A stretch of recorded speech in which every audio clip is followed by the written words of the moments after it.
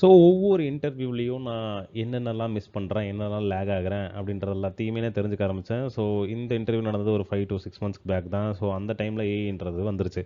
So நான் AI கிட்ட நான் என்னெல்லாம் கற்றுக்கணும், அதாவது இந்த ஜாப் டிஸ்கிரிப்ஷனில் என்னென்னலாம் நான் லேக் ஆகுறேன், என்ன கற்றுக்கணும் அப்படின்லாம் படிச்சுட்டு கொஞ்சம் கொஞ்சமாக இதே சேம் செட் ஆஃப் இன்டர்வியூவில் கலந்துக்கிட்டே இருந்திருக்கேன்.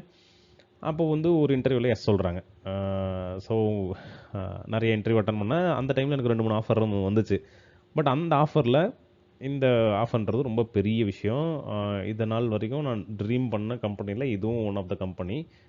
என்னால் அந்த மெயிலை படிக்கும்போது என்னால் அது நான் தானா, நான் இன்டர்வியூ அட்டன் பண்ணி பாஸ் பண்ணுறேன்ற ஒரு டவுட்டுமே எனக்கு வந்திருந்துச்சு. ஆஃபர் வேறு எந்த கம்பெனியும் இல்லை, அமேசான் தான். அமேசான் பெங்களூர் ஆஃபீஸ்லேருந்து எனக்கு ஆஃபர் வந்துருந்துச்சு. அந்த டைமில் அமேசான்றது எனக்கு ரொம்ப பெரிய விஷயம்.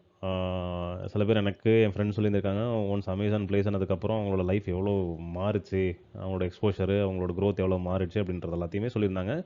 ஸோ அதனால தான் நான் அமேசான்றது என்னோட ட்ரீம் கம்பெனியாக வச்சுருந்தேன். ஸோ நீங்கள் கேட்கலாம், ஹெச்ஆர்லேருந்து எப்படி ரிஸ்க் ஸ்பெஷலிஸ்ட் போனீங்க அப்படின்னா, ஹெச்ஆர் அப்படின்றது ஒரு அங்கம் தான் என்னோட கெரியரில். நான் வந்து ஹெச்ஆர் ப்ளஸ் கம்ப்ளைண்ட்ஸ், அதாவது சர்டிஃபிகேஷன் பாடிஸு, பிராண்ட் ஆடிட்ஸ் அது எல்லாத்தையுமே எங்கள் ஃபேக்ட்ரியில் பார்த்துருந்தோம். இந்த ஆஃபீஸில் எல்லாமே என்னோட கெரியர் ஃபுல்லாகவே அதை தான் நான் பண்ணிட்டு இருந்தேன். ஸோ அந்த டைமில் நான் ஒரு பிக்கஸ்ட் யூகே பிராண்ட்லேயே அதுக்கப்புறம் ப்ளேஸ் ஆகியிருந்தேன்.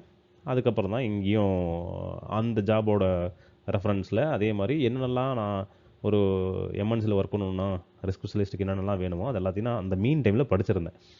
ஸோ அந்த இன்டர்வியூ அட்டன் பண்ணும்போது மொத்தம் எனக்கு தெரிஞ்சு ஒரு 7, 8 செட் ஆஃப் இன்டர்வியூஸ் இருக்கும் அமேசானில். ஒவ்வொரு இன்டர்வியூ ஒரு 3 பேர் உட்காந்துருப்பாங்க. ஸோ அதெல்லாமே ஒவ்வொரு செட் ஆஃப் இன்டர்வியூக்கும் நான் வந்து ஏஐ யூஸ் பண்ணிக்கிட்டேன்.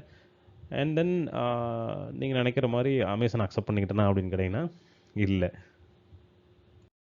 ஸோ ஒரு பெரிய கம்பெனி அப்படின்றது நமக்கு ஆஃபராக ரிசீவ் ஆகிடுச்சு அப்படின்னா நம்ம அதுக்கப்புறம் தான் நிறைய யோசிக்க ஆரம்பிப்போம். ஒரு எக்ஸாம்பிளாக நம்ம கிடைக்கல அப்படின்னா நம்மளை செல்ஃப் டவுட் பண்ணிக்குவோம், நம்மளால முடியுமா முடியாதுன்றதை யோசிப்போம். ஆனால் கிடைச்சதுக்கப்புறம் அதை விட நிறைய யோசிப்போம்.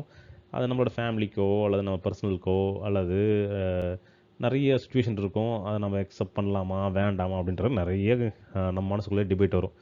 ஸோ அது மாதிரி ஒரு கம்பெனின்றது, ஒரு பெரிய கம்பெனின்றது நீங்கள் நிறைய இன்டர்வியூ பாஸ் பண்ணியோ அல்லது நிறைய டைம் ஒரு 2, 3 கம்பெனிஸ் நீங்கள் ஒர்க் பண்ணியிருந்திருக்கீங்கன்னா உங்களுக்கு புரியும்.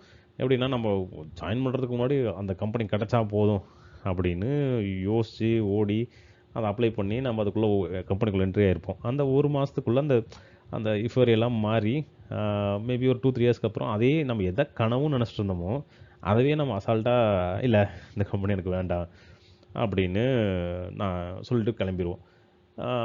ஆனால் அதுக்கு பின்னாடி நான் நோ சொன்னதுக்கு காரணம் என்னவா இருக்கும் அப்படின்னு பார்த்தீங்கன்னா, நிறைய ஃபேக்டர்ஸ் இருந்துச்சு அதுக்கு. அதை நான் எப்படி ஜட்ஜ் பண்ணுன்றதை நெக்ஸ்ட் வீடியோவில் பார்ப்போம்.